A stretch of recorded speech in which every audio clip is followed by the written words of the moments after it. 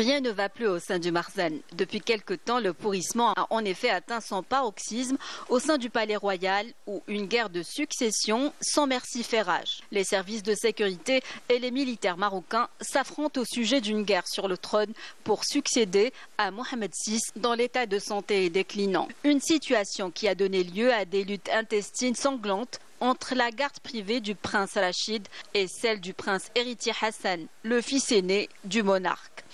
Donc c'est vrai que cette question est posée avec beaucoup d'acuité, que logiquement la succession se fera de façon verticale, donc père vers fils, ce serait son fils qui prendrait le pouvoir, mais qu'il semblerait qu'il y ait quelques tiraillements dans la famille entre les sœurs, le frère, enfin tout un tas de personnes comme ça de l'ombre, qui ont intérêt aussi à ce que ce pouvoir ne se fasse pas avec un jeune homme inexpérimenté comme le fils de Mohamed VI. C'est pas encore d'actualité, mais il n'en demeure pas moins que la question effectivement de la succession aura un enjeu politique national et international considérable.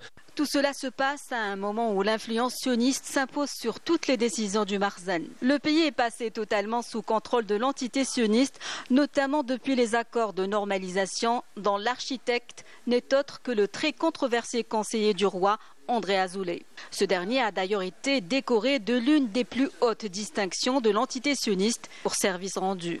Celui qui était conseiller du roi Hassan II puis de son fils successeur veut imposer le prince Hassan. Celui-ci mène une vie de luxe comme son père avec voiture de luxe et jet privé et dispose déjà d'une fortune de près d'1 milliard d'euros. Paradoxalement, le pays est touché de plein fouet par une crise socio-économique et politique sans précédent.